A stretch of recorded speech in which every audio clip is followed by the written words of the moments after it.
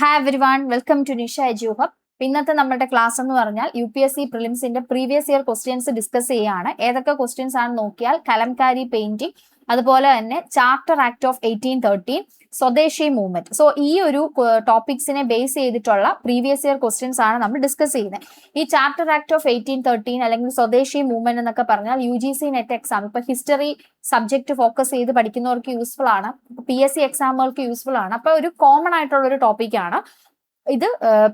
പ്രിലിംസിന്റെ UPSC ക്വസ്റ്റ്യൻസും കൂടിയാണ്. Okay, അപ്പൊ നമുക്ക് ഡിസ്കസ് ചെയ്യാം. ഫസ്റ്റ് ക്വസ്റ്റ്യൻ നോക്കിയേ, കലംകാരി പെയിന്റിംഗ് റെഫേഴ്സ് ടു. എന്താണ് കലംകാരി പെയിന്റിംഗ് എന്നാണ് ചോദിച്ചിരിക്കുന്നത്. Option A hand painted cotton textile in south India. Option B A hand made drawing on bamboo handicrafts in north east India. Option C, a block painted woolen cloth in western Himalayan region of India. And option D, a hand painted decorative silk cloth in northwestern India. So കലംകാരിയുടെ dress materials ഒക്കെ എല്ലാവരും കണ്ടിട്ടുണ്ടായിരിക്കും, വാങ്ങി ധരിച്ചിട്ടൊക്കെ ഉണ്ടല്ലേ. So അപ്പൊ ഈ Kalamkari painting എന്ന് പറഞ്ഞ എന്താണെന്നാണ് ചോദിച്ചിട്ടുള്ളത്. Kalamkari painting. So Kalamkari painting എന്താണെന്ന് നമുക്കൊന്ന് ഡിസ്കസ് ചെയ്യാം. Kalamkari painting is A type of hand painted or block printed cotton textile which are produced in parts of India and in Iran. Okay, ഇത് നമ്മൾ ചാനലിൽ നമ്മൾ ഷോർട്സ് പോയ ഒരു സംഭവമാണ് കലംകാരി പെയിന്റ്. ഇപ്പൊ നമ്മുടെ ഷോർട്സ് എന്നൊക്കെ പറയുന്നത് ഈ പ്രിലിംസ് PYQs റിലേറ്റഡ് ആയിട്ടുള്ള ടോപ്പിക്സുകളും അതുപോലെ എന്താണ് ഇമ്പോർട്ടന്റ് ആയിട്ടുള്ള ഏരിയാസ് ഒക്കെ ഫോക്കസ് ചെയ്തിട്ടുള്ള ഷോർട്സ് ഒക്കെയാണ് നമ്മളുടെ ചാനലിൽ കൂടി നമ്മൾ അപ്ലോഡ് ചെയ്യുന്നത്. അപ്പൊ ആ എല്ലാ കാര്യങ്ങളും ഇപ്പൊ പോസ്റ്റ് ഇട്ടാലും ഷോർട്സ് ഇട്ടാലും വീഡിയോസ് ഇട്ടാലും ഇതൊക്കെ നിങ്ങൾ ഫോക്കസ് ചെയ്ത് പഠിക്കുക. എല്ലാം റിലേറ്റഡ് ആയിട്ടുള്ള സംഭവങ്ങളാണ്. ഓക്കെ, അപ്പൊ കലംകാരി പെയിന്റിംഗ് എന്ന് പറഞ്ഞാൽ എന്താണ്? It's A type of hand painted, കൈ വെച്ച് വരയ്ക്കുക, ഹാൻഡ് പെയിന്റഡ് അല്ലെങ്കിൽ ബ്ലോക്ക് പ്രിന്റഡ് കോട്ടൺ ടെക്സ്റ്റൈൽ ആണ്. അപ്പൊ ഒരു ഡ്രസ് മെറ്റീരിയൽ ആണ് cotton textile that are produced in parts of India and in Iran. ഇന്ത്യയുടെ ചില ഭാഗങ്ങളിലും ഇറാനിലും ഒക്കെയാണ് ഈ കലംകാരി പെയിന്റിങ്ങിന്റെ ഒരു എന്താ പറയുന്നത് പ്രൊഡക്ഷൻ സ്ഥലങ്ങൾ എന്ന് പറയുന്നത്.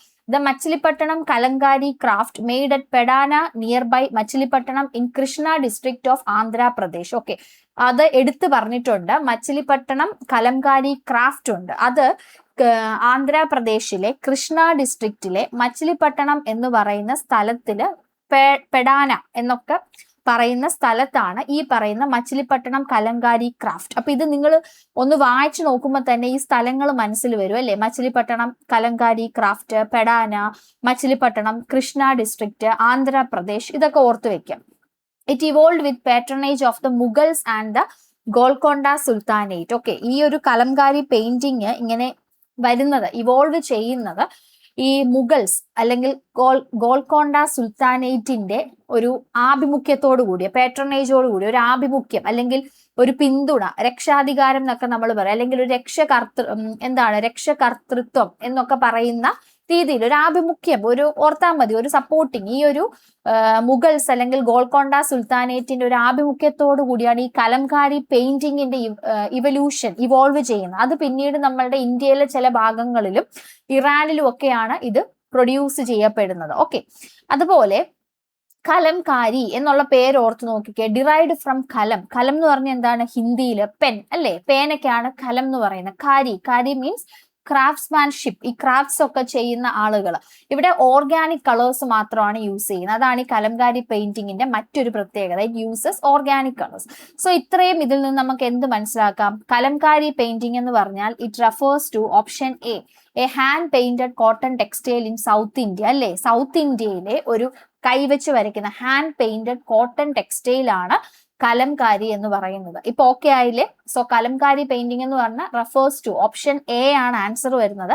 A hand painted cotton textile in south India. South ഇന്ത്യയിലുള്ള കൈവച്ച് വരയ്ക്കുന്ന ഹാൻഡ് പെയിന്റഡ് കോട്ടൺ ടെക്സ്റ്റൈൽ ആണ്. ഓക്കെ, ഇനി അടുത്ത ക്വസ്റ്റ്യൻ നോക്കിക്കേ.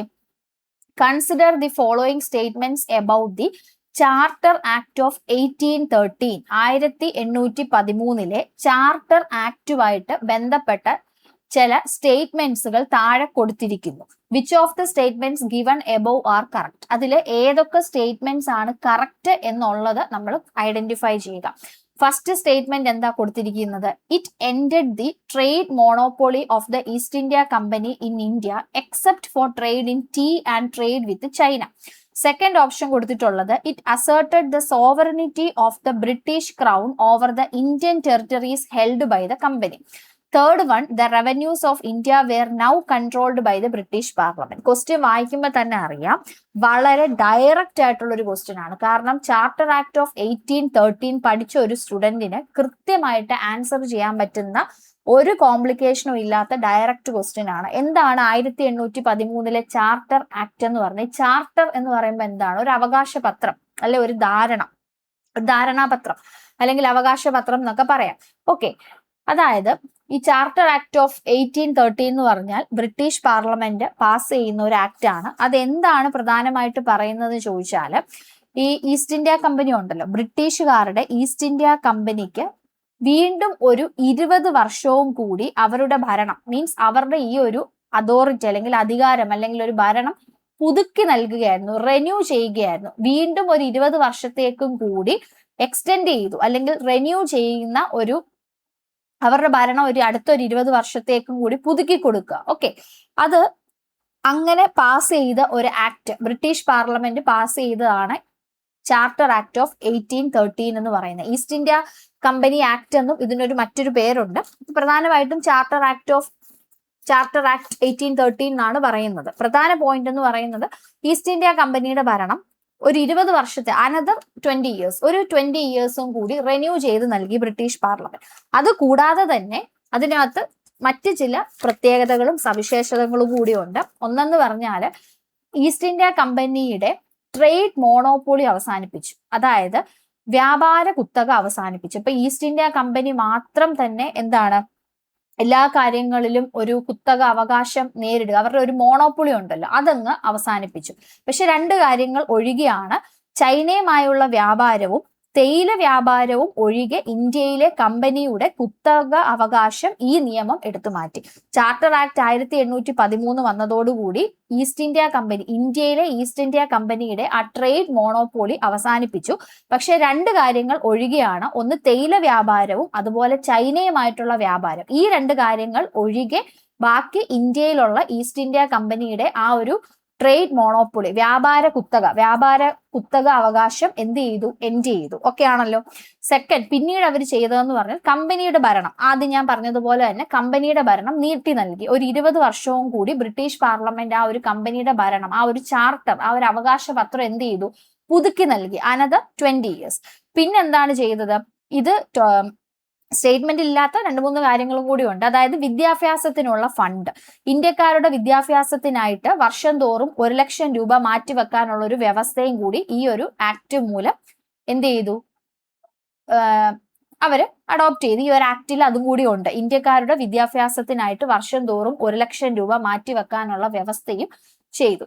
അതുപോലെ പ്രാദേശിക സർക്കാരുകളുടെ അധികാരം, ഇന്ത്യയിലെ പ്രാദേശിക സർക്കാരുകൾക്ക് ജനങ്ങൾക്ക് മേൽ നികുതി ചുമത്താനും അടയ്ക്കാത്തവരെ ശിക്ഷിക്കാനുമുള്ള അധികാരം നൽകി. പ്രാദേശിക സർക്കാർ, അതായത് ഏത് ദേശമാണോ അവിടെയുള്ള പ്രാദേശിക സർക്കാരുകൾക്ക്, ഇന്ത്യയിലെ പ്രാദേശിക സർക്കാരുകൾക്ക് ജനങ്ങൾക്ക് മേൽ നികുതി, ടാക്സ് ചുമത്താനും അത് അടയ്ക്കാത്തവരെ, ടാക്സ് കൊടുക്കാത്തവരെ ശിക്ഷിക്കാനുമുള്ള അധികാരം എന്ത് ചെയ്തു? അതും പുതുക്കി നൽകി.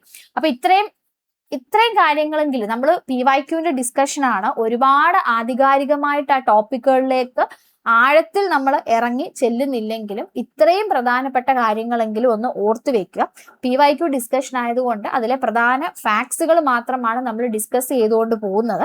അപ്പൊ അതും കൂടെ പ്രത്യേകം നോട്ട് ചെയ്യുക. PYQ ഡിസ്കഷൻ ആണ്, ഒരു റിവിഷൻ പോലെയാണ്. അപ്പൊ പ്രധാനപ്പെട്ട ഫാക്ട്സുകൾ പറഞ്ഞു പോകും. ആഴത്തിൽ നമ്മൾ പഠിക്കുന്നില്ലെങ്കിൽ പോലും ഇത്രയും കാര്യങ്ങളൊന്നും ഓർത്തു വെക്കുക. ഓക്കെ, അപ്പൊ ഇപ്പൊ ഐഡിയ കിട്ടിയല്ലോ. 1813 ചാർട്ടർ ആക്ട് എന്ന് പറയുമ്പോൾ കമ്പനി ഭരണം പുതുക്കി നൽകി. ഈസ്റ്റ് ഇന്ത്യ കമ്പനിക്ക് അടുത്ത ഒരു 20 വർഷവും കൂടി ബ്രിട്ടീഷ് പാർലമെന്റ് ആ ഒരു കമ്പനി ഭരണം, ആ ഒരു ചാർട്ടർ, അവകാശപത്രം എന്ത് ചെയ്തു? റെന്യൂ ചെയ്തു അല്ലെങ്കിൽ എക്സ്റ്റെൻഡ് ചെയ്തു കൊടുത്തു 20 വർഷത്തേക്കും കൂടി. അതിനോടൊപ്പം തന്നെ ഇന്ത്യയിലുള്ള വ്യാപാര കുത്തക അവസാനിപ്പിക്കുക, കമ്പനിയുടെ ഭരണം എന്ത് ചെയ്തു? കുത്തക അവകാശം ഈ നിയമം എടുത്തു മാറ്റി. പക്ഷെ രണ്ട് കാര്യങ്ങൾ ഒഴികെയാണ്, തേയില വ്യാപാരവും ചൈനയുമായിട്ടുള്ള വ്യാപാരത്തിലും ഒഴികെ ബാക്കിയുള്ള വ്യാപാര കുത്തകയെല്ലാം എടുത്തു മാറ്റി. പിന്നീട് എന്താ പറഞ്ഞത്, ഇന്ത്യക്കാരുടെ വിദ്യാഭ്യാസത്തിനായിട്ട് 1,00,000 രൂപ വർഷം തോറും മാറ്റിവെക്കാനുള്ള വ്യവസ്ഥ ചെയ്തു. അതുപോലെ പ്രാദേശിക സർക്കാരുകൾക്ക് അധികാരം നൽകിയാണ്. ഇന്ത്യയിലെ പ്രാദേശിക സർക്കാരുകൾക്ക് ജനങ്ങളുടെ മേൽ ടാക്സ്, നികുതി ചുമത്താനും അതുപോലെ അത് അടയ്ക്കാത്തവരെ ശിക്ഷിക്കാനുമുള്ള അധികാരം നൽകി. ബ്രിട്ടീഷ് പാർലമെന്റ് പാസ് ചെയ്തിട്ടുള്ളതാണ് ചാർട്ടർ ആക്ട് ഓഫ് 1830. പ്രധാനമായിട്ടും ഈസ്റ്റ് ഇന്ത്യ കമ്പനിയുടെ ഭരണം 20 വർഷവും കൂടി പുതുക്കി നൽകുകയാണ്. അവരുടെ വ്യാപാര കുത്തക അവസാനിപ്പിക്കുകയാണ്. രണ്ട് കാര്യങ്ങൾ ഒഴികെ, തേയില വ്യാപാരവും ചൈനയുമായിട്ടുള്ള വ്യാപാരം. ഇത്രയും കാര്യങ്ങളെന്ന് ഓർക്കാം. ഇതേ സെന്റൻസുകളാണ് സ്റ്റേറ്റ്മെന്റ് ആയിട്ട് ഇവിടെ കൊടുത്തിരിക്കുന്നത്, വളരെ ഡയറക്റ്റ് ആയിട്ട്. ഒന്നാമത്തെ സ്റ്റേറ്റ്മെന്റ് നോക്കിക്കേ, it ended the trade monopoly of the East India Company in India except for trade in tea and trade with China. ശരിയല്ലേ? ഇപ്പൊ നമ്മൾ പറഞ്ഞതേ ഉള്ളൂ, ഈസ്റ്റ് ഇന്ത്യ കമ്പനിയുടെ വ്യാപാര കുത്തക അവസാനിപ്പിച്ചു. പക്ഷെ രണ്ട് കാര്യങ്ങൾ ഒഴികെ, ഒന്ന് തേയില വ്യാപാരവും ചൈനയുമായിട്ടുള്ള വ്യാപാരം. സോ ഓപ്ഷൻ 1 കറക്റ്റ് ആണ്. രണ്ടാമത്തത്, it asserted the sovereignty of the British crown over the Indian territories held by the company. അതും ശരിയല്ലേ? കാരണം എന്താണ്, പ്രാദേശിക സർക്കാരുകൾക്കെല്ലാം അവര് അധികാരം നൽകിയിട്ടുണ്ട് ഓരോ കാര്യത്തിനും. അപ്പൊ ആ ഒരു സ്റ്റേറ്റ്മെന്റും എന്താണ്, ഓപ്ഷൻ 2 കറക്റ്റ് ആണ്. സോ മൂന്നാമത്തെ സ്റ്റേറ്റ്മെന്റ് നോക്കിക്കേ, the revenues of India were now controlled by the British Parliament. അല്ല, ഇന്ത്യയിലെ വരുമാനം ഇതൊക്കെ റവന്യൂസ് ഇപ്പൊ കൺട്രോൾ ചെയ്യുന്നത് ബ്രിട്ടീഷ് പാർലമെന്റ് അല്ല. കാരണം എന്താന്ന് വെച്ചാൽ അതൊക്കെ ജസ്റ്റ് ഒരു മാനേജിങ് മാത്രമാണ്. ആ ഒരു കാര്യങ്ങളിലും എന്താണ്, ബ്രിട്ടീഷ് പാർലമെന്റ് അതും ഒഴിവാക്കി മറ്റ് പ്രാദേശിക സർക്കാരുകൾക്കും എല്ലാം എന്ത് ചെയ്തിട്ടുണ്ട്, അനുമതി കൊടുത്തിട്ടുണ്ട്. അത് നമ്മൾ പറഞ്ഞു ഇപ്പൊ ടാക്സിന്റെ കാര്യത്തിലാണെങ്കിൽ പോലും. സോ ഇവിടെ കറക്റ്റ് ആയിട്ടുള്ള സ്റ്റേറ്റ്മെന്റ്സ് ഏതാണ്, ഓപ്ഷൻ എ ആണ്. That is 1 and 2. Option A ആണ് വരുന്നത്, 1ഉം 2ഉമാണ് ആൻസർ വരുന്നത്. ഓക്കെ, അപ്പൊ ഈ ഓപ്ഷൻസ് ഒക്കെ നിങ്ങൾ കൃത്യമായിട്ട് നോട്ട് ചെയ്ത് വേണം മാർക്ക് ചെയ്യാന്. കാരണം എന്താന്ന് വെച്ചാൽ ഈ പറയുന്ന സ്റ്റേറ്റ്മെന്റ്സുകൾ ഓരോന്ന് വായിക്കുമ്പോഴും നമുക്ക് ശരിയാണെന്ന് തോന്നും. പക്ഷെ എന്താണ്, അത് കൃത്യമായിട്ട് വായിച്ചിരിക്കണം. ഇപ്പം മൂന്നാമത്തെ സ്റ്റേറ്റ്മെന്റ് തന്നെ, the revenues of India were now controlled by the British Parliament എന്ന് നമ്മൾ പറഞ്ഞു അല്ലേ. അപ്പൊ നമ്മൾ വിചാരിക്കും ബ്രിട്ടീഷുകാർ ഭരിക്കുന്നത് കൊണ്ട് ചിലപ്പം ഇന്ത്യയിലെ റവന്യൂസും കാര്യങ്ങളും ഒക്കെ വീണ്ടും അവരായിരിക്കും കൺട്രോൾ ചെയ്യുമെന്ന് നമ്മൾ വിചാരിക്കും. പക്ഷെ എന്നാലും ബ്രിട്ടീഷ് പാർലമെന്റ് ഡയറക്റ്റ് ആയിട്ടുള്ള കൺട്രോളിംഗ് ഒന്നുമില്ല. ഇപ്പം revenues of India remain under the control and administration of the East India കമ്പനിയാണ്, subject to the supervision of the board of control, not the British parliament directly. അത് പ്രത്യേകം ഓർത്തു വെക്കുക. British parliament direct ആയിട്ട് control ചെയ്യുന്നില്ല. Control over Indian revenues was formally transferred to the British crown and parliament later under the government of India act 1858. ഇത് നമ്മൾ 1813 charter ആക്ടിനെ കുറിച്ചാണ് discuss ചെയ്യുന്നത്. പിന്നീട് ഇന്ത്യൻ റവന്യൂസിലും ഉള്ള കൺട്രോളും കാര്യങ്ങളും ഒക്കെ ഗവൺമെന്റ് ഓഫ് ഇന്ത്യ ആക്ട് 1858 കീഴിൽ വരുമ്പോഴാണ് ബ്രിട്ടീഷ് സാമ്രാജ്യത്തിനും പാർലമെന്റിനും പിന്നീടാണ് ഈ ഒരു കൺട്രോള് ട്രാൻസ്ഫർ ചെയ്യുന്നത്. പക്ഷെ ഇപ്പൊ നമ്മൾ ക്വസ്റ്റ്യനിൽ ഡിസ്കസ് ചെയ്യുന്നത് 1813 ചാർട്ടർ ആക്ടിനെ ബേസ് ചെയ്തിട്ടുള്ളതാണ്. അപ്പൊ അതുകൊണ്ട് ഈ ക്വസ്റ്റ്യൻ ചെയ്യുമ്പോൾ നിങ്ങൾക്ക് ഡൗട്ട് വരാൻ പാടില്ല. ക്വസ്റ്റ്യൻ നോക്കിയിട്ട് വേണം നമ്മൾ ചെയ്യാനായിട്ട്. ഈ ചാർട്ടർ ആക്ട് ഓഫ് 1813 ഡേറ്റും കൂടെ നോക്കുക. ആ സമയത്ത് ഇന്ത്യൻ റവന്യൂ ഡയറക്റ്റ് ആയിട്ട് ബ്രിട്ടീഷ് പാർലമെന്റ് കൺട്രോൾ ചെയ്യുന്നില്ല. ആ ഒരു സൂപ്പർവിഷൻ മാത്രമാണ് അതിനകത്ത് വരുന്നത്. ഡയറക്റ്റ് കൺട്രോൾ ഇല്ല. Subjected to the supervision of the Board of Control. ഈ ഒരു കൺട്രോളും അഡ്മിനിസ്ട്രേഷനും ഒക്കെ ഈസ്റ്റ് ഇന്ത്യ കമ്പനിയുടെ കീഴിൽ തന്നെയാണ്. പക്ഷെ ബ്രിട്ടീഷ് പാർലമെന്റ് എന്നാണ് ഇവിടെ ചോദിച്ചിരിക്കുന്നത്. ഡയറക്റ്റ് ആയിട്ടുള്ള കൺട്രോൾ ഇല്ല. പിന്നീട് 1858 ഗവൺമെന്റ് ഓഫ് ഇന്ത്യ ആക്ടിന്റെ സമയത്താണ് ഈ ഒരു ഇന്ത്യൻ റവന്യൂസിന്റെ കൺട്രോൾ ഒക്കെ ഫോർമൽ ആയിട്ട് ബ്രിട്ടീഷ് ക്രൗണിനും പാർലമെന്റിനും പിന്നീട് ട്രാൻസ്ഫർ ചെയ്യുന്നത്. അതൊന്ന് ഓർത്തു വെച്ചാൽ മതി. ഓക്കെ, അതുപോലെ ഇത്രയേ ഉള്ളൂ. ഇത്രയും കാര്യങ്ങളെങ്കിലും നമ്മൾ ഓർത്തു വെക്കുക. ഓക്കെ, അപ്പൊ അത് നിങ്ങൾക്ക് പിന്നീട് ചില കുട്ടികൾ ഇതൊക്കെ ആധികാരികമായിട്ട് പഠിച്ചുകൊണ്ട് ഇങ്ങനെ വരുന്ന സമയത്ത് ഇതൊക്കെ സംശയം വരാം. സോ എന്ത് ചെയ്യുക, ഡയറക്റ്റ് ആയിട്ട് വായിച്ച് നമ്മൾ നോക്കണം. ഓക്കെ, അതുപോലെ second statement, it asserted the sovereignty of the British crown over the Indian territories held by the company. അതായത് കമ്പനിയുടെ ഇന്ത്യൻ പ്രദേശങ്ങൾക്ക് മേൽ ബ്രിട്ടീഷ് സാമ്രാജ്യം, ബ്രിട്ടീഷ് ക്രൗണിന്റെ പരമാധികാരം ഈ നിയമം വഴി എന്ത് ചെയ്തു, സ്ഥിരീകരിച്ചു. ഓക്കെ, അതും നോട്ട് ചെയ്തോണം. പോസിറ്റീവ് ആയിട്ടുള്ള കാര്യങ്ങൾ വരുന്നുണ്ട്, അതിനോടൊപ്പം ചില കാര്യങ്ങൾ നോട്ട് ചെയ്യുക. It asserted the sovereignty of the British crown over the Indian territories held by the company. കമ്പനിയുടെ ഇന്ത്യൻ പ്രദേശങ്ങൾക്ക് മേൽ ബ്രിട്ടീഷ് സാമ്രാജ്യം, അതായത് ബ്രിട്ടീഷ് ക്രൗൺ, ബ്രിട്ടീഷ് കിരീടത്തിന്റെ പരമാധികാരം എന്ത് ചെയ്തു, ഈ നിയമം വഴി സ്ഥിരീകരിച്ചു. അതും കൂടെ നോട്ട് ചെയ്ത് വെക്കുക. ഓക്കെ, അത് ഞാൻ നേരത്തെ എക്സ്പ്ലെയിൻ ചെയ്തപ്പോൾ പറഞ്ഞില്ലായിരുന്നു, അതും കൂടെ നോട്ട് ചെയ്യുക. ഈ ചാർട്ടർ ആക്ട് ഓഫ് 1813 ഒരു കാര്യവും കൂടെ ഉറപ്പുവരുത്തി, അതായത് ബ്രിട്ടീഷ് കമ്പനിയുടെ കീഴിൽ വരുന്ന ഇന്ത്യൻ പ്രദേശങ്ങൾക്ക്, കമ്പനിയുടെ ഇന്ത്യൻ പ്രദേശങ്ങൾക്ക് മേൽ ഈ ബ്രിട്ടീഷ് സാമ്രാജ്യം, അതായത് ബ്രിട്ടീഷ് കിരീടം, ബ്രിട്ടീഷ് സാമ്രാജ്യത്തിന്റെ പരമാധികാരം ഉറപ്പുവെച്ചു. ഈ നിയമം വഴി സ്ഥിരീകരിക്കുകയാണ് ചെയ്തത്. ഓക്കെ, പരമാധികാരം ഈ നിയമം വഴി സ്ഥിരീകരിച്ചു. അതാണ് സെക്കൻഡ് സ്റ്റേറ്റ്മെന്റ് പറയുന്നത്. സോ ഇവിടുത്തെ ആൻസർ എന്ന് പറയുന്നത് option A 1 and 2. 1 and 2 only. Okay അല്ലേ? ഇത്രയും കാര്യങ്ങൾ ഓക്കെ ആണെന്ന് വിശ്വസിക്കുന്നു. ഓക്കെ, ഇനി അടുത്ത ക്വസ്റ്റ്യൻ. വിത്ത് റെഫറൻസ് ടു സ്വദേശി movement consider the following statements. സ്വദേശി മൂവ്മെന്റ് അതും എന്താണ്, ഒരു ഡയറക്റ്റ് ടോപ്പിക് ആണ്. സ്വദേശി മൂവ്മെന്റ് അല്ലെങ്കിൽ സ്വദേശി പ്രസ്ഥാനം, അതുമായിട്ട് ബന്ധപ്പെട്ട സ്റ്റേറ്റ്മെന്റ്സ് ആണ് താഴെ കൊടുത്തിരിക്കുന്നത്. First statement, it contributed to the revival of the indigenous artisan craft and industries. Second one, the National Council of Education was established as a part of Swadeshi movement. അതും പ്രധാനപ്പെട്ട 2 പോയിന്റുകൾ തന്നെയാണ് സ്റ്റേറ്റ്മെന്റിൽ കൊടുത്തിരിക്കുന്നത്. ഡയറക്റ്റ് ക്വസ്റ്റ്യൻ ആണ്. സ്വദേശി പ്രസ്ഥാനം എന്ന് പറഞ്ഞാൽ 1905 ബംഗാൾ പാർട്ടീഷൻ എഗെയിൻസ്റ്റ് ആയിട്ട് നടത്തി വന്ന ഫോറിൻ ഗുഡ്സ്, അതായത് 1905 ബംഗാൾ പാർട്ടീഷൻ ഉണ്ടായി. അപ്പൊ അതിന് എഗെയിൻസ്റ്റ് ആയിട്ട് ഓഗസ്റ്റ് 7, 1905 ഈ പറയുന്ന സ്വദേശി പ്രസ്ഥാനം രൂപം കൊള്ളുകയാണ്. അവിടെ ഈ ഫോറിൻ ഗുഡ്സ്, ഓക്കെ, അതായത് ഇന്ത്യൻ നിർമ്മിതമായിട്ടുള്ള വസ്തുക്കൾ ഉപയോഗിക്കുക, ഫോറിൻ ഗുഡ്സ് ഒക്കെ ബോയ്ക്കോട്ട് ചെയ്യുക എന്നുള്ള രീതിയിലേക്കാണ്. സ്വദേശി എന്ന് പറയുമ്പോൾ തന്നെ എന്താ വിചാരിക്കേണ്ടത്, നമ്മളുടെ സ്വന്തം ദേശത്ത് പ്രൊഡ്യൂസ് ചെയ്തിട്ടുള്ള വസ്തുക്കളെ ഉപയോഗിക്കുക. ഇന്ത്യൻ ഗുഡ്സും മറ്റ് ക്രാഫ്റ്റുകളും ഇന്ത്യൻ ഇൻഡസ്ട്രീസും ഒക്കെ എന്ത് ചെയ്യുക, റിവൈവൽ ചെയ്യുക. ആ ഒരു ബ്രിട്ടീഷ് വസ്തുക്കൾ അല്ലെ, ഫോറിൻ ഗുഡ്സുകളൊക്കെ ബഹിഷ്കരിക്കുക, ഇന്ത്യൻ ഉൽപ്പന്നങ്ങളുടെ ഉൽപാദനവും ഉപയോഗവും ഒക്കെ കൂട്ടുക, രാജ്യത്തെ സ്വയം പര്യാപ്തമാക്കുക. ഇതൊക്കെയായിരുന്നു സ്വദേശി പ്രസ്ഥാനത്തിന്റെ പ്രധാന ലക്ഷ്യങ്ങൾ എന്ന് പറയുന്നത്. ഓക്കെ, ശരി. അപ്പം 1905 ബംഗാൾ പാർട്ടീഷൻ കർസൻ പ്രഭുവിന്റെ നേതൃത്വത്തിൽ 1905 കർസൻ പ്രഭു ബംഗാൾ പാർട്ടീഷൻ അല്ലെങ്കിൽ ബംഗാൾ വിഭജനം നടപ്പാക്കി. ഓക്കെ, അപ്പം ഇതിനെതിരെ എന്ത് ചെയ്യാണ്, ജനങ്ങൾ പ്രതിഷേധിച്ചു.